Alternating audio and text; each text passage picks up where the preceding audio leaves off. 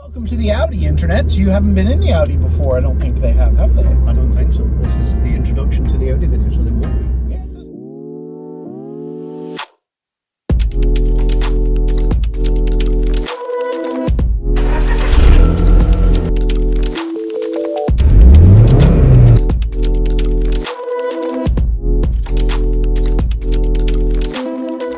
It's a year 2000 Audi TT Mark 1 with a 225 APX engine, isn't it? So 225 horsepower, 6-speed manual box, and it's completely stock when we got it. Yeah.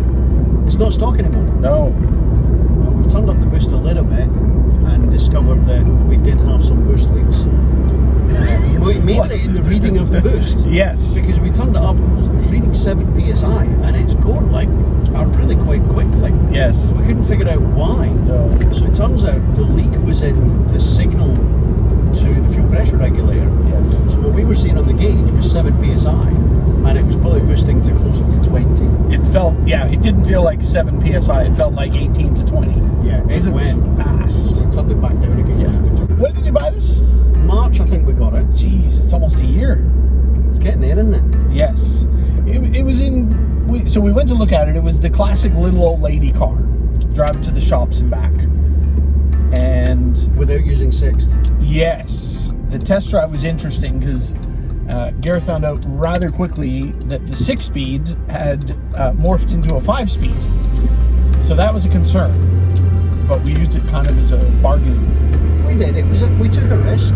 Yeah. And it paid off because we adjusted the gear linkages and we changed the friction shoe, I think it's called. And yes. we managed to get sixth without any problem at all now. So we took a risk and it paid off for us. Yes. There was other risks as well because there was some other issues that we discovered on the test drive. It had a few misfires. Oh yeah, I remember that now. And there was some smoky out the back. Yes. When we gave it a little bit of gas. Yes. And I think it just not been driven particularly hard. Ever. Yeah, it just needed some maintenance. I mean, we did plugs right away, and that cured most of the misfire. It did. And then coil packs have now been done. Because we ended up with some more misfires on the track. Yes, at high RPM in the heat. Yeah. What else did we have? There was rocker cover gasket because it had a bit of an oil leak. Yeah, it's still got a little bit of a water leak somewhere. We're not exactly sure where that's coming from. I don't know if they can see in the back seat, but there's no more back seats. There is no back seat. We did the famous rear seat delete because they're utterly useless. Yeah. They're of no use to man or beast. So we have a nice wee carpeted box and a nice pole that goes across with some netting.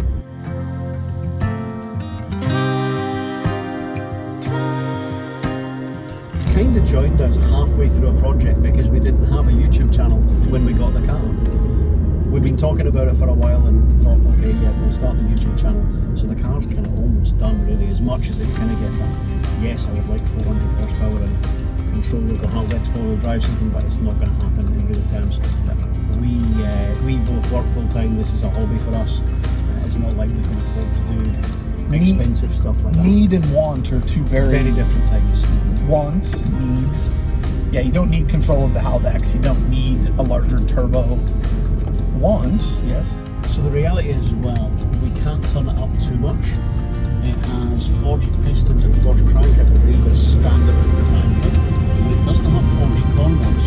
So anything more than sort of 300 horsepower, 350 foot-pounds of torque, we're going to bend those corners and that'll be the end of the engine. And I can't really it won't be the end of it. It'll just have a window. It'll have a window to the sole of the engine base. So we don't really want to do that.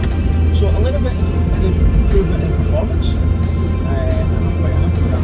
We've done loads of maintenance on it. It had loads of history with it anyway, so we've kind of done maintenance and upgrades. What else have we done? We did a couple tough things. The thermostat was not very fun. No. If you've watched a video on that, you'll know what we're talking about. But we were doing the rocker cover gasket anyway, yes. And it seemed like he encouraged me to do it. I would have said no, let's get a professional in, but he encouraged me to do it. It was just that one bolt. As soon as that one bolt cracked, it was easy. Brakes all the way around have been done. Yeah, so we put in EBC yellow stuff pads at the front. Yeah. With what were the rotors we put on? They're just standard Bosch rotors, I think. No, they're not. They're upgraded ones. Are they? Yeah. The rear are standard, but even the rear discs are vented discs. Yes, which the Kia doesn't have. We have Yes, we need to get the tool to retract the caliper. Yes. And then probably stainless lines at some point. Yes, and we have upgraded the brake fluid. Yes. So it's already got higher performance brake fluid. Not what he's running. I'm not spending No, not the $100 a liter stuff.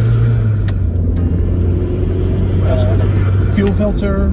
Fuel filter. Wheels and tyres. Wheels and tyres. We've got a second-hand set of 18-inch wheels because it's out of the standard 17s, which I didn't like particularly. Yeah, they're okay. Now they're painted black and they look better. They are now painted black, so we're using them for track use. So it gets a little bit of track use. And the new wheels are 18s.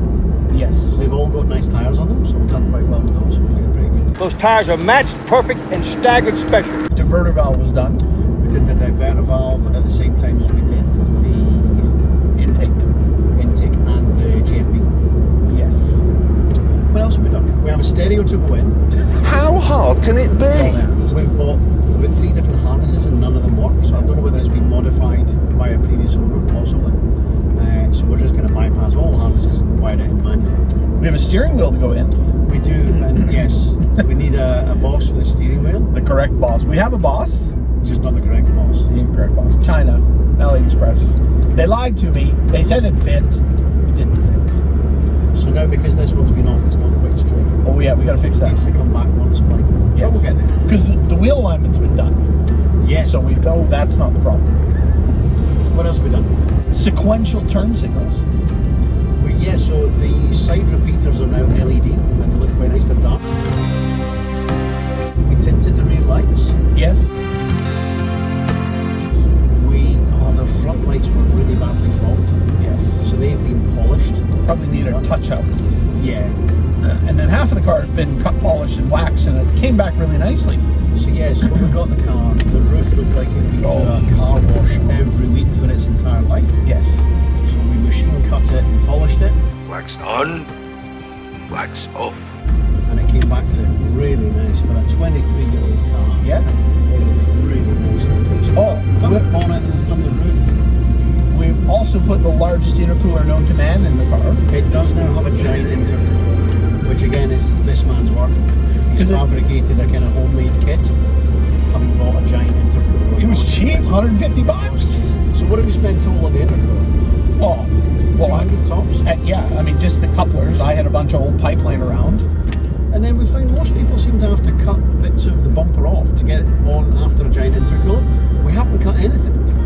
And it's all standard original, all the grills are in place, and it all seems to just fit. I think because they didn't take the grills out, they tried to put the bumper on with the grills in, but if you take the grills out, put the bumper on, then put the grills in, it just went back together easy. Yeah. So, tip if you're going to do a front mount on your Audi TT. Yeah, I mean, for a 23-year-old car, it pulls really hard, and it's only, I mean, I think it's at 14 pounds of boost right now, which is about factory. Yeah, so we've taken out the N75 because it wasn't quite giving us the amount of boost it was supposed to have. Again, we tried the cheap one off eBay, and it gave us even less.